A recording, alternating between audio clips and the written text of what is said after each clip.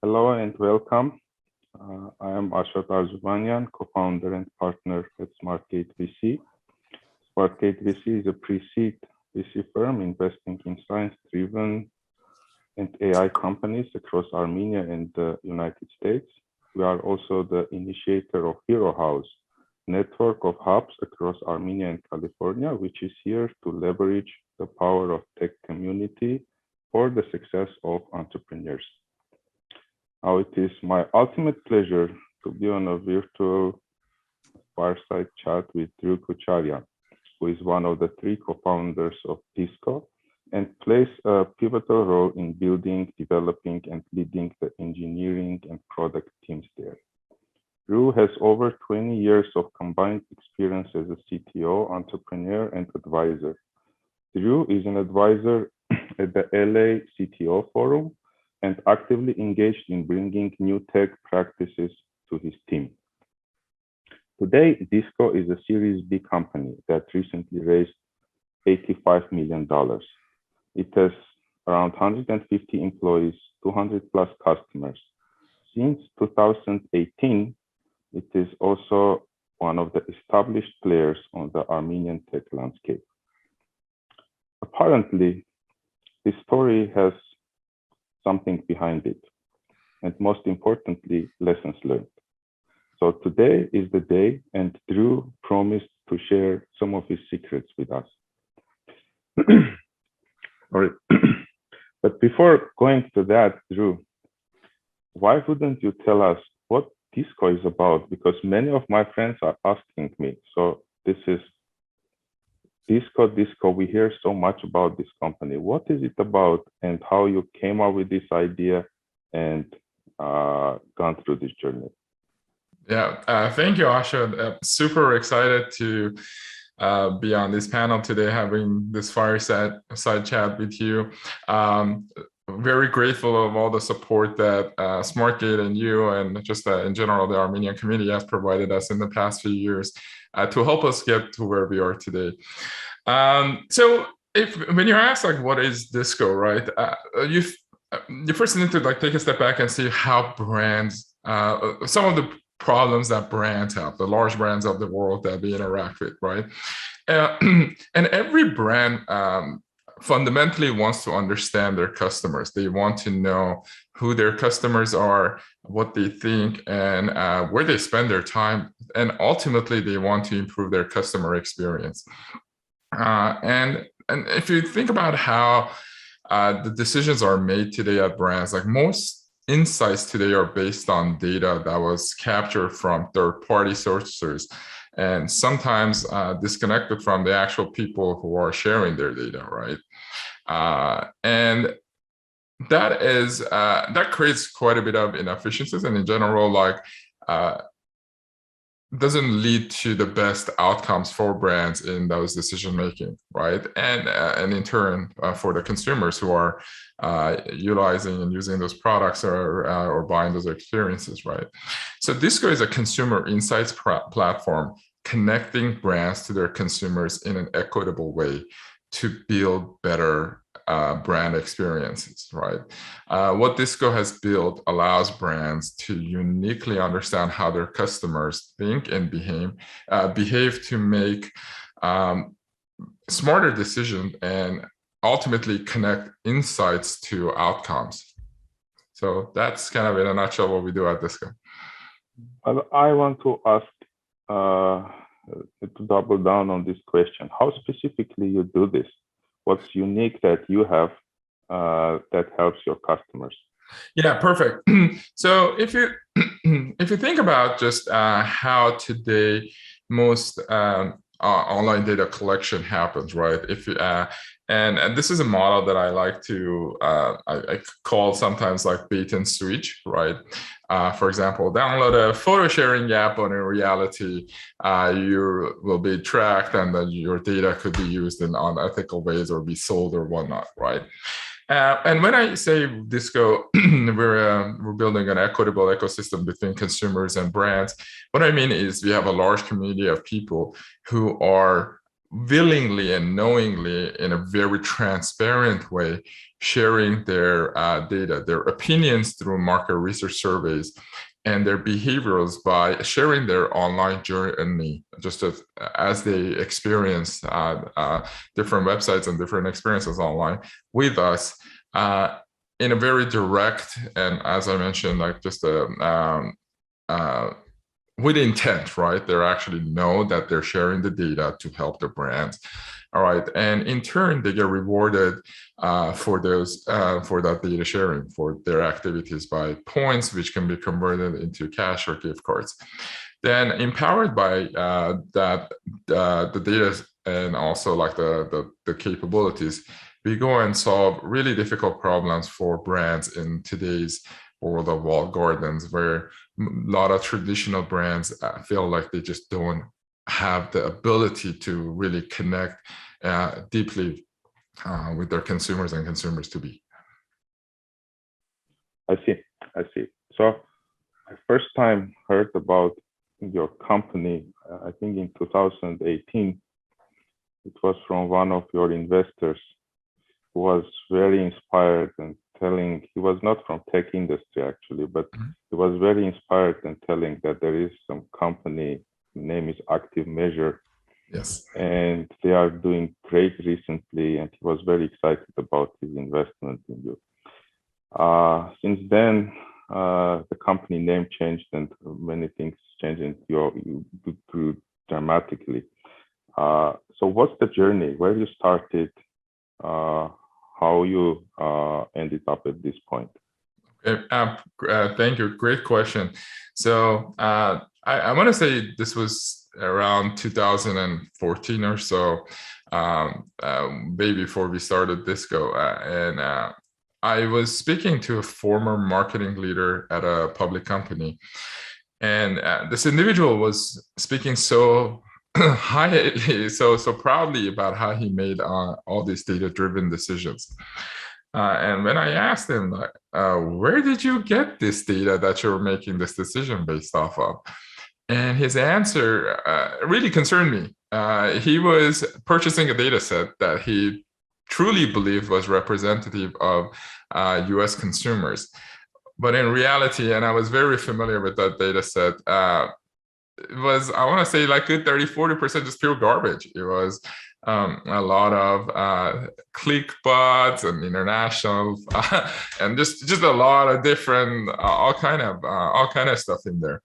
And I remember on my drive home after that conversation, I was really thinking about this individual. Like, I mean, he was trying to do the right thing, be data driven, to build the best products for his well, in this case, marketing campaigns for his consumers and customers. But the system was letting him down, and it was easy for me to think about that and project that problem across the industry. So then what made me think, and that this problem specifically, what made me think was the amount of waste that gets created by decisions that are made based on not necessarily the best data, right? We've all heard that saying, it's like garbage in, garbage out. So if you are getting not kind of low fidelity, low quality data, then your decisions are bound to not be that high quality. And it's easy to think about the waste that gets created, the financial waste that gets created by that, all that kind of advertising or marketing campaigns that don't really deliver the return on investment that like the marketers are looking for. But also you could think about all the environmental waste that gets created, because a lot of like this consumer packaged goods and a lot of just other companies that make product decisions based on data, and all those products that end up like expiring on shelves end up at some landfill somewhere, right? So there's a big problem here too, and it's worth solving, where how do we ensure that brands have the tools and the ability to really connect with their consumers to be able to create this ultimate like kind of consumer satisfaction, the best experiences. Then my co-founders and I around that time, we were looking at the consumer side of this and really trying to understand how do brands like get this data, which, as I mentioned earlier, the story wasn't that much better on that side. And to some degree still hasn't improved considerably on the consumer side. We're still in a world where we don't really have full transparency around how data is shared and how data is being used. There's a lot of good things. There are a lot of good headways that has been made in the past few years, specifically with the regulation around GDPR and CCPA and what's happening in the world today. But returning back to that moment, I remember clearly that aha moment was, well, you have like this big enterprise brands problems, and you have this kind of consumer problems on the other side. So I guess we were foolish enough to think that my co-founders and I, that we can really tackle this and solve this problem, and the rest is history. Yeah, very, very interesting, like all the startup stories. But since our today's topic is teams and scaling, and we all know that co-founders are actually the cornerstone of the company. So I wonder how you work as a team of co-founders and how that scales towards the rest of the company. Great. And so when I think about one of the success factors at DISQO is the relationship that my co-founders and I had, and that real clear the separation of roles and responsibilities, and that deep trust that we've had for each other. So at this point, we've known each other for probably, I want to say, around 16 years. We knew each other for around like almost 10 years before we started DISQO. And we had been friends, we had worked together, we had done different projects. So we knew each other's strengths, but also blind spots. And we also knew that we can complement each other in ways that allows us to build a strong team that can take on like very difficult challenges. So that has helped us build I guess that core culture that we had between us, and that high degree of respect and understanding helped us really start the company in, I want to say, based on the right foundation, the respect, things around like let the data guide you, idea of meritocracy, things like that, right?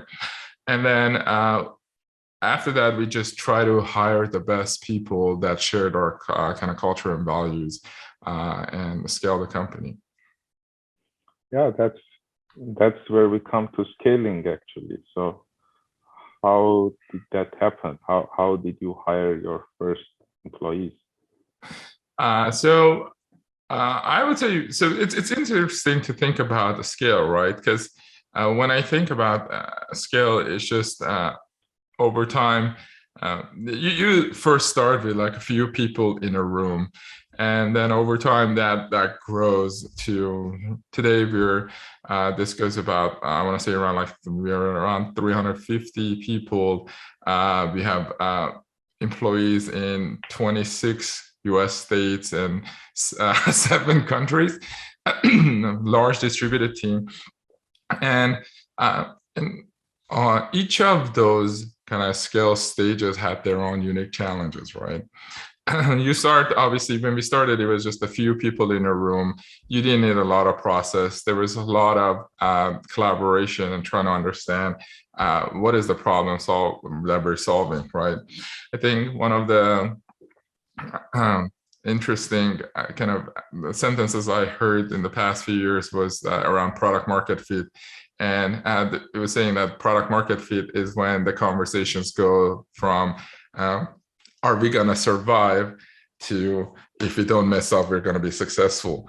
And those initial years with few people in a room, the focus was on survival. Are we what you're looking for validation from your customers, right? And in our case, we're building this two-sided, to some degree, marketplace. You want validation from the customers, the brand, but also you want to make sure what you're building is to some degree connects with the consumers and the members who are going to be sharing their data. So yeah, there was a lot of uncertainty, but you just need to have a lot of grit and a lot of, I want to say, determination that what you're doing is the right thing and helps you kind of grow.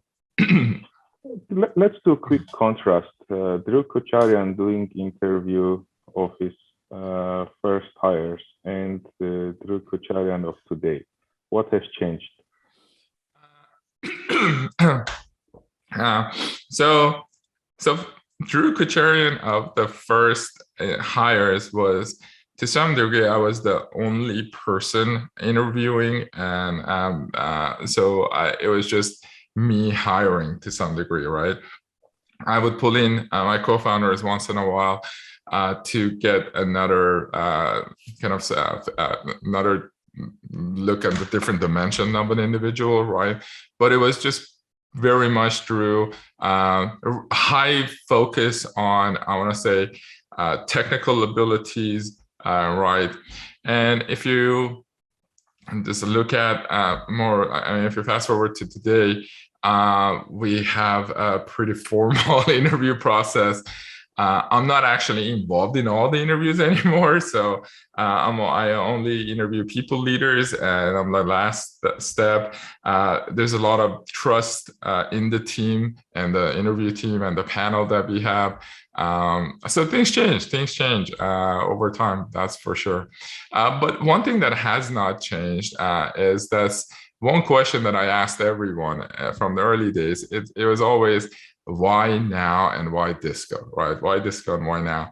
And that question has I still ask from everyone, and that helps us guide that making sure that the person who is we're hiring is joining the company for the right reasons. I wonder what would be one example of that right reason.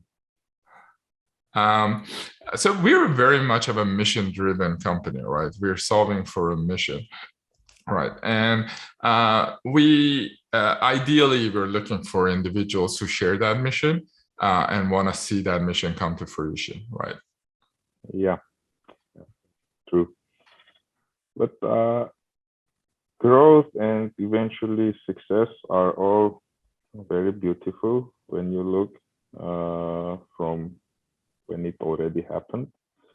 But over the journey, there are a lot of hardships, difficulties. So share with us some of those, and especially from the perspective of lessons learned. So what should others not do, learning the lesson from your journey?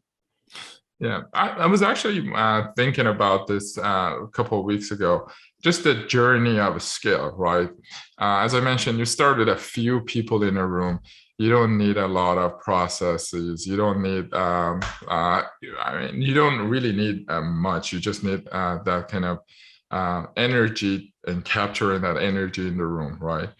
But as you grow, so when we went from like those few people in a room to say like 20, 30 people, this is where we started really thinking about processes and like, again, super lightweight processes. Like I think the key word is across like everything we've done is right-sized. You don't want to create just processes for the sake of having processes. And I think that's one of the traps that people fall into. It's just too much of like, they think about like, oh, we want to be an enterprise, and they adopt like this heavy enterprise kind of processes that just slows down the company, right? So making sure that you're always putting people over processes, you're building frameworks and processes that help accelerate what you're doing, not decelerate, right? And I think that's one of the traps that I've seen over and over again, where people aspire. It's like, yeah, well, we're becoming like this large company, so we have to think about all these things that large companies do, and that's a trap. And successful companies of the world, the ones that keep innovating, have realized that and have put like checks and balances in place to really kind of stretch that startup model to us as far as possible. As a matter of fact, I was talking to one of our employees in the BizOps team who joined us from a much larger company a couple of weeks ago, and I was telling him like why he was talking about, oh, what are the different things that we need to do as far as like what processes do we need to build. And I remember I asked him like, why did you join DISQO? Do you remember? He's like, yeah, because I was at this like big company and things were moving slowly. So I wanted to get to a startup so things move fast and we can create an impact faster. I was like, now think about that and think about what you're potentially proposing some of the processes for us to do. Are those processes, are you trying to rebuild that big company at a startup? And he took a step back. It's like, maybe. I was like, okay, let's not do that. Like, let's keep the magic, which is how do we ensure that we have this energy, this speed, that this creation and innovation extend as long as possible, right, with right size kind of processing and processes and tooling that help accelerate what we're doing, right? So going back to that kind of stages, I remember, I think we were around maybe 20, 30 people when we started really thinking about roles and responsibilities, right? Meaning like, because when you're few people in a room, people are wearing way too many different hats, right? And as you try to scale, you want to start defining roles and responsibilities. And when you start scaling, then when you probably, I want to say around, this is our product and engineering team, was around maybe 40 people or so. That's when we really started thinking about a formalized career growth framework, right? Until then, it was just like, let's survive. Now that we had established that we are surviving and we're starting to scale to some degree, then started really having those conversations around how do we help our people grow in their careers, right? And after that came kind of like a more of a formal performance manager.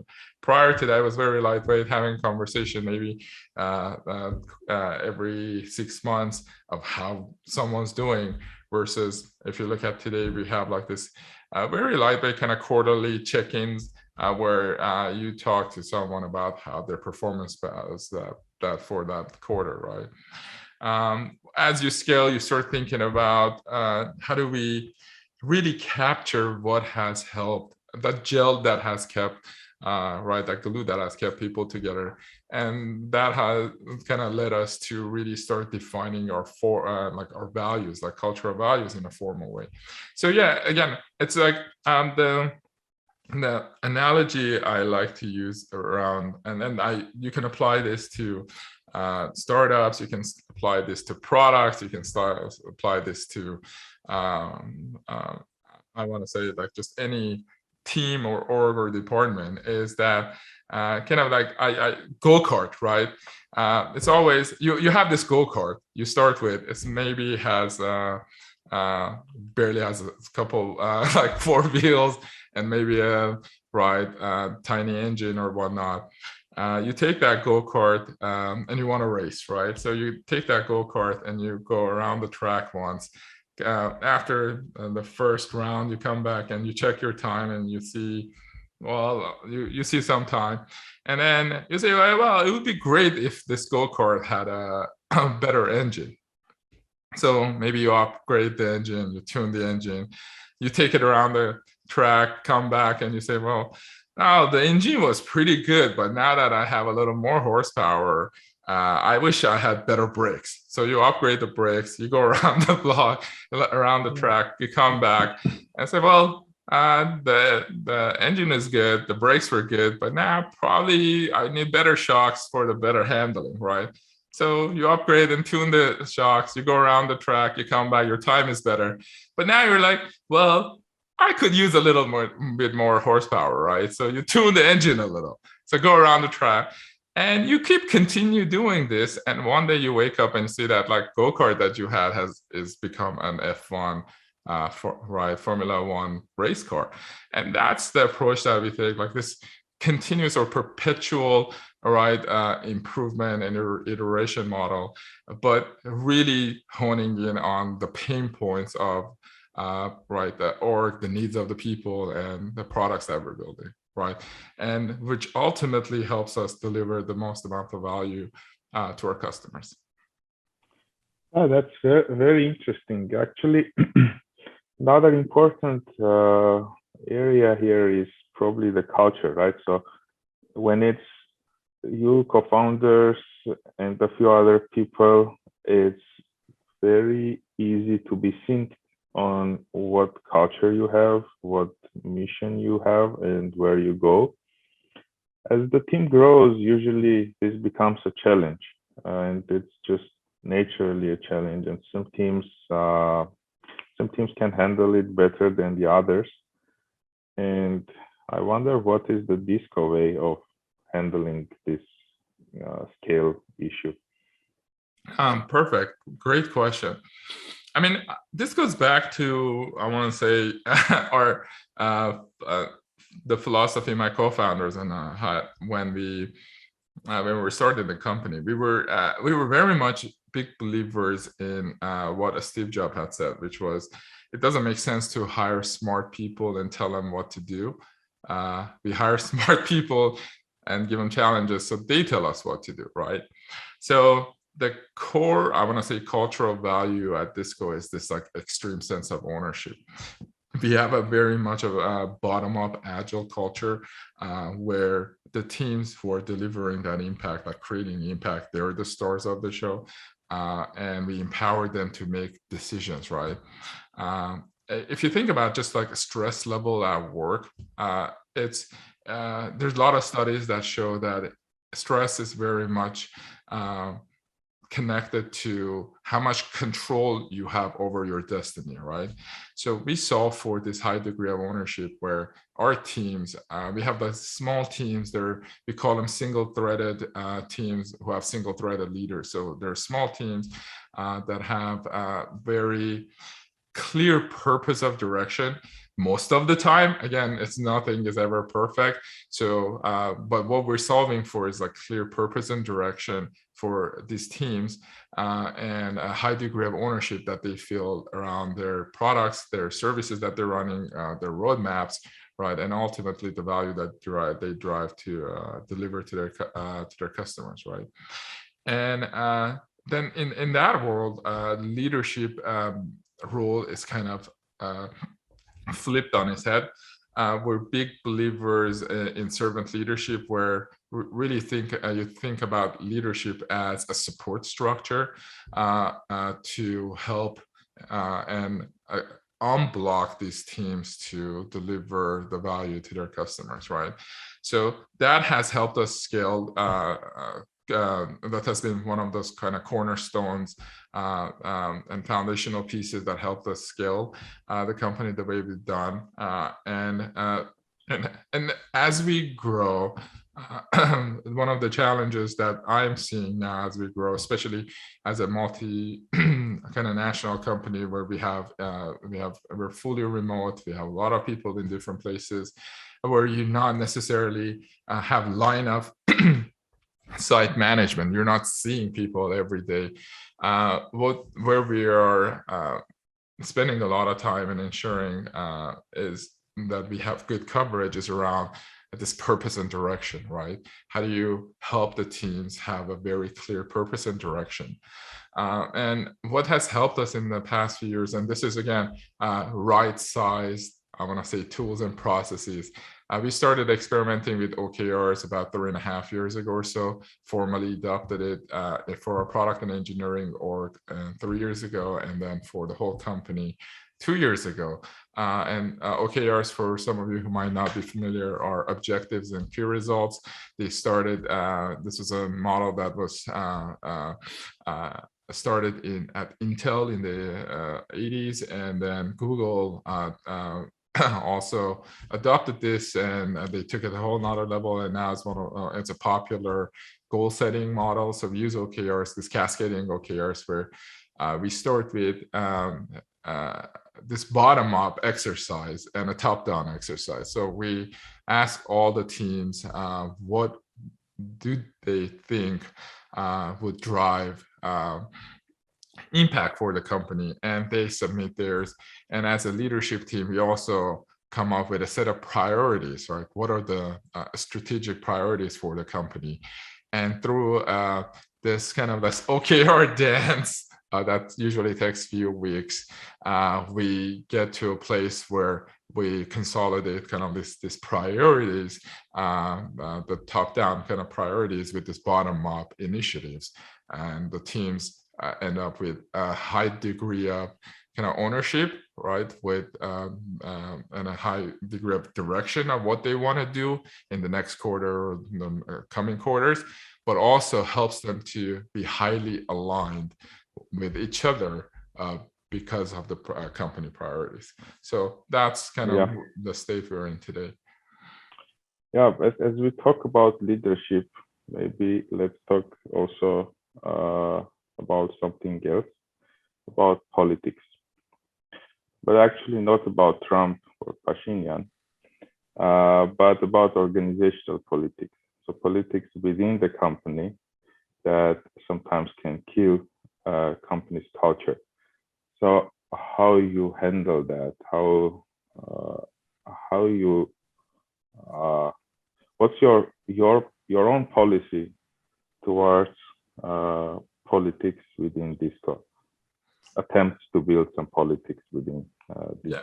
So one of the DISQO cultural values is transparency. So and the other one is trust. So we have 6 values. Trust and transparency are 2 of them. And when you have a value around trust and transparency, it becomes very difficult to have politics. And I think we've also been fortunate enough that we've been growing so rapidly that didn't really leave much room for like politics. I don't want to say we don't have any, but I personally haven't had like a firsthand experience necessarily dealing with politics in a way, right? In a way that was actually like visible and hindering performance. I think also sometimes I go back to the relationship my co-founders and I have, and because of that degree of trust, we try to keep each other extremely honest, right? So because of that deep trust that exists, we can challenge the status quo all the time. And when we model by that example, right, we kind of lead by that example, it also creates a culture where other leaders are kind of model the same behaviors, right? Great. Actually, I have one last topic to discuss with you, and then would be happy to hear what questions the audience have and pass that to you. So let's talk about Armenia. Mm-hmm. So DISQO moved to Armenia in 2018. Correct. Right after the revolution, Mm-hmm. if I recall right. And I recall back then we were meeting with CTOs. That was your first visit to Armenia. Yeah. To get acquainted with the folks around. So tell us about your journey from the perspective of your presence in Armenia. Some people might not know, but that was the first time ever I was at Armenia. That was my first ever visit to Armenia, and it was amazing. I mean, I had a great time, met a lot of great people. That night that you mentioned was definitely one of those highlights, and I was just so, I guess, excited about the level of energy that I felt in Armenia, right? It almost felt like the whole country was a startup. So that was one of the things that it was so it was very, I want to say, it was a very nice surprise, like, to me, right?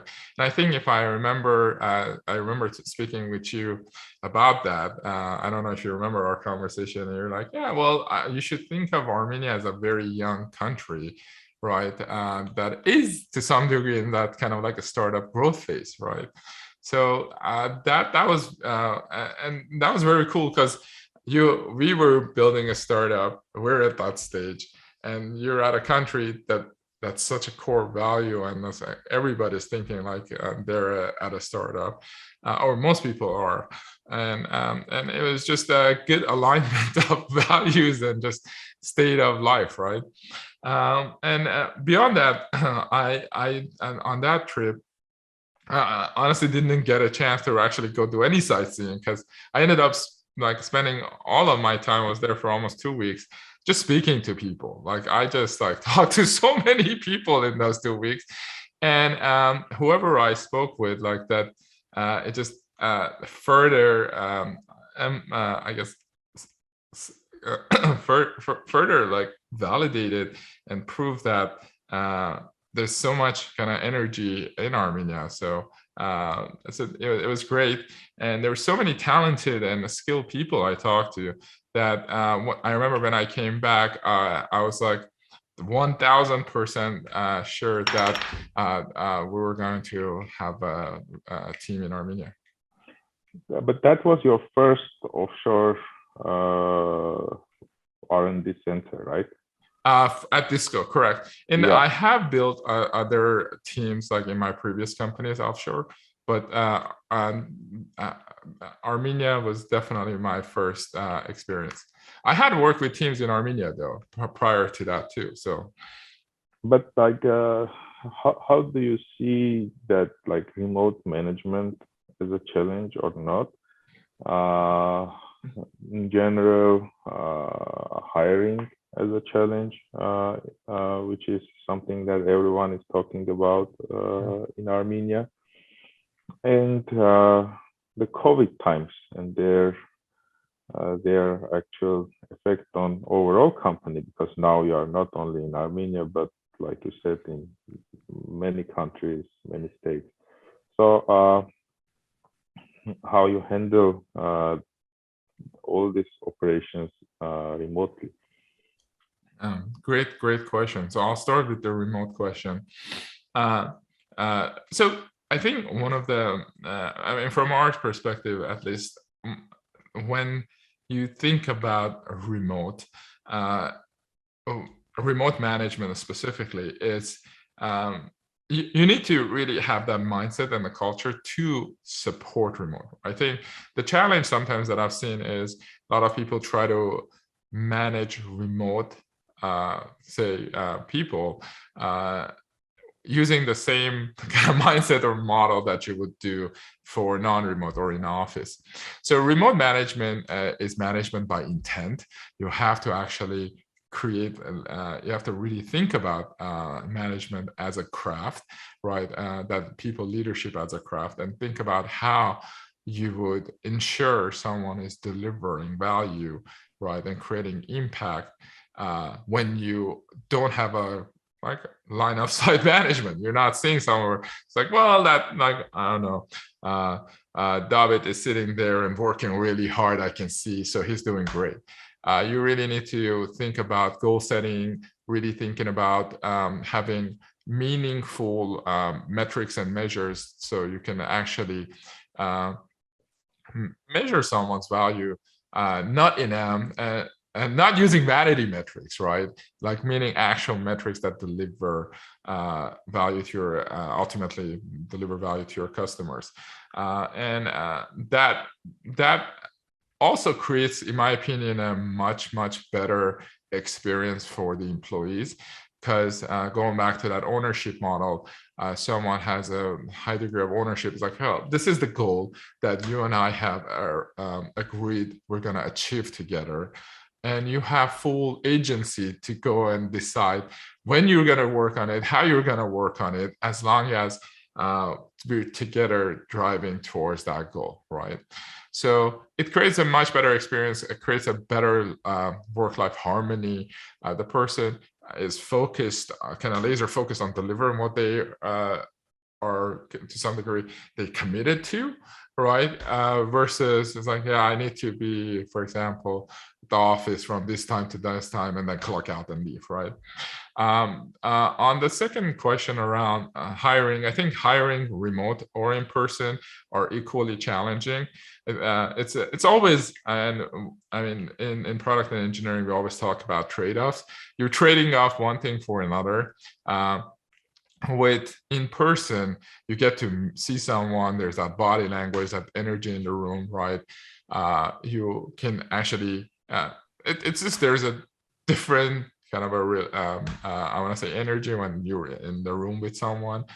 But then you, to some degree, you are limited to a driving distance to the office, right? So whatever, like in US, probably 35 miles. So you're limiting yourself to the talent that can drive to the office, right? That radius, whoever lives in that radius or is willing to move to that move into that radius.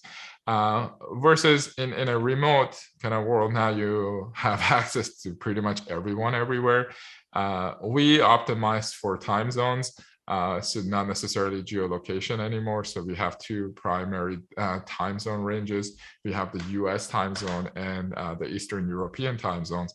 And I asked the teams, so you can hire whoever you want, right? As long as they're in one of those time zones, right? Because I've worked with teams that were spread in multiple time zones, and that becomes really difficult. Like at the end of the day, that's a physical world limitation that it's very difficult to overcome. As a matter of fact, I was talking to one of our engineering managers, this is a few months back, and he was asking me, it's like, hey Drew, I'm trying to do all this like team building exercises, and he had a team that was spread like between between basically Armenia and US. And it's like, yeah, I'm trying to do this team building exercises, but it doesn't seem like it's actually working. And I was telling him, like, listen, like no matter what you do, if your value proposition is do some team building or spend some time with your kids, yeah, spending time with the kids is gonna win, right? So one of the principles we have is like not to split, not to have teams that span more than three hours of time difference, right? So we ensure that now. So again, these are trade-offs, right? You think about trade-offs of remote and some decisions that you have to make to allow your team members to be successful in this remote world, right? And last but not least, I want to say, you asked about, in general, hiring in Armenia. I think hiring is challenging anywhere, specifically anywhere. I mean, we hire everywhere, and I want to say everybody's looking for tech workers, right? So it's very it's becoming harder and harder to hire. But one thing we have started doing a few years back, and we just are gonna keep investing, is this investing in building talent, right? At this point, I want to say we probably train around over 150 people in Armenia. And one of the actually coolest part was like we were able to, because of remote, we were able to actually train people in Artsakh, versus like that wouldn't have been possible in the past. We also had, we trained quite a lot of people, I want to say around 40 people through a class. We had a Java for veterans class with like almost 40 participants. So there's a lot of energy and effort going into building and helping and growing talent. As a matter of fact, this past few days, the people who have been we've trained, they were kind of doing a pitch demo session to our engineering and product leaders in Armenia in the hopes of getting an internship position at DISQO. So it's a great success story there. Awesome. I enjoyed this conversation, and I could ask more questions, but I believe it's also time to give some floor to others to ask the questions. So I have some questions here from the audience, and let's just go quickly over those. So someone asked, why did you choose the name DISQO? And indeed, why DISQO? Definitely. Great question. And so as you mentioned, we used to be called Active Measure. And we really felt like Active Measure wasn't really conveying our actual, I want to say our values to some degree, right? We wanted a fun name, an inviting name, a name that actually evokes positive emotion, right? And we're looking at different names, and then eventually my co-founders and I settled on DISQO. And we picked DISQO with a Q because at the end of the day, quality and of the data and the services we provide to our customers is of paramount importance for us. So the Q in DISQO is for quality, and yeah, that's kind of how we ended up with name DISQO. We wanted a fun, short name that evokes very positive emotions. Yeah. Another question here is, what is your tech stack? So maybe just very quickly. Yeah, I mean, at this point, I want to say we have everything. We are building kind of Windows and Mac OS kernel extensions using C, C++, all the way to Scala and Python for data engineering and data science. We're cloud native, and we build a lot of microservices in Go and Java, and a lot of work goes into kind of our front end using JavaScript, different JavaScript frameworks. And we also have mobile apps that we use Kotlin for Android and Swift for iOS. So quite a different variety of technologies. Again, we're talking about a product and engineering team of over 150, 160 people at this point, and which also would be doubling by end of next year at this rate. So yeah, a lot of different technologies. We're big believers in using the right tool for the right job. Someone asks, who are your clients? I think we partly addressed this question. Probably we can say here, where are your clients? So our customers are large, very large, kind of household name brands, right? So I want to say they're mostly US based, even though we have some international clients too. Okay. So here we have a question about how you adapted to pandemic, but I guess we addressed. Yeah, I would say just quickly, I just realized I didn't answer your question around COVID and this pandemic. So if you think about the last few years, there was obviously the pandemic. There was war in Armenia. We had social unrest in the US. I think the key when I go back and think about how we kind of work through and like live through those, empathy comes to mind. Like the key word there is empathy, like leading with empathy, really understanding what people are going through and just providing support and ensuring that everybody understands that we're gonna get through this together. Good. And we have another great question here. So what is DISQO's big goal for the next 5 years? Sarkis Sarkisian asks. Good. Wow. Building the world's best consumer insights platform. That's what we're doing.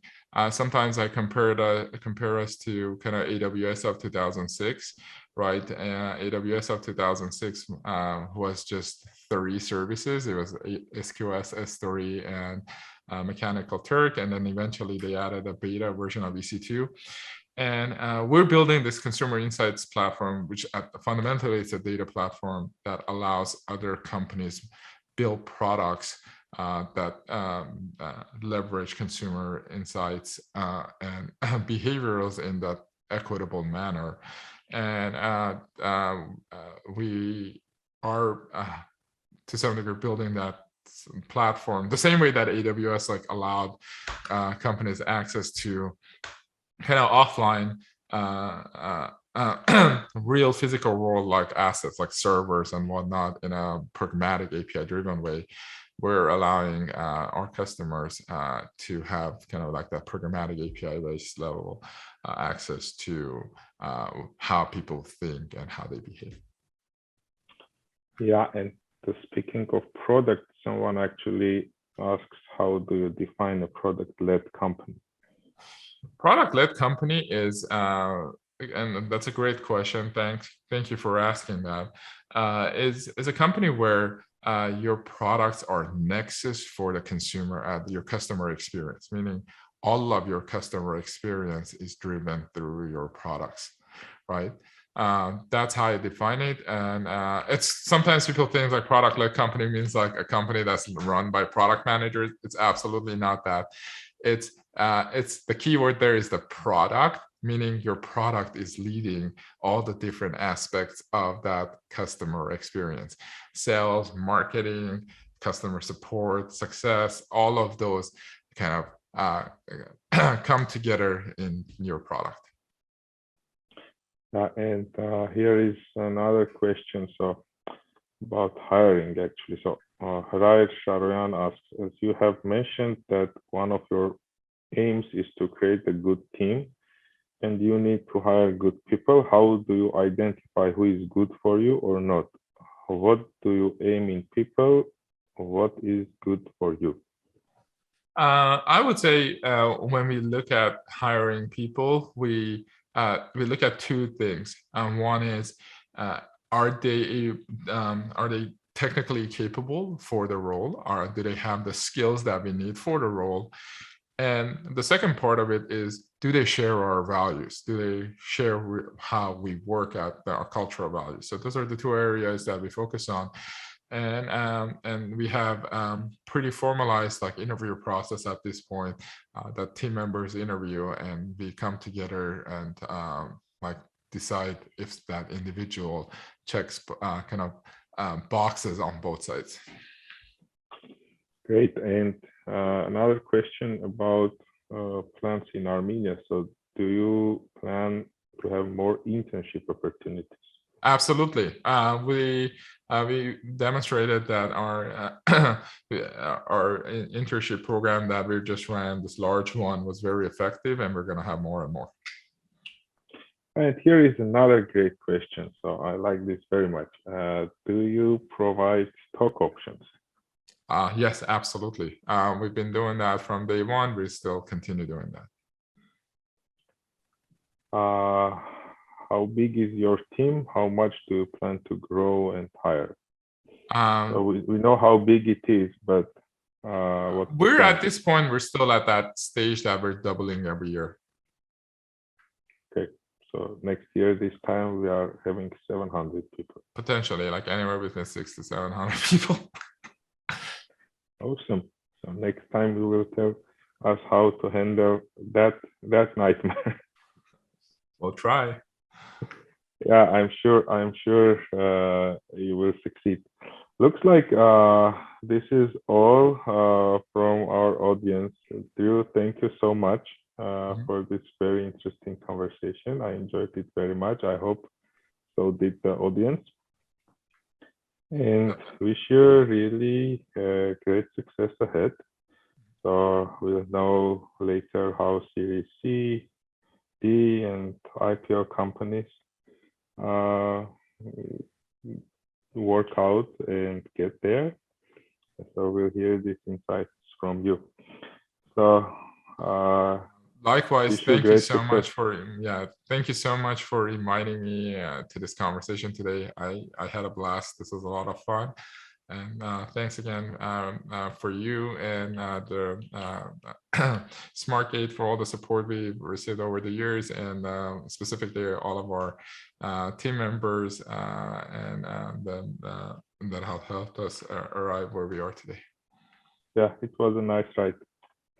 We have one last question from Arman Petrosan. I like it very much, so I will ask it. Which is your favorite book? I want to say one of my favorite books that I read recently was The Principles by Ray Dalio. It's a really good book that talks about how a set of principles that can help you be effective and be successful in life and also in business. Great.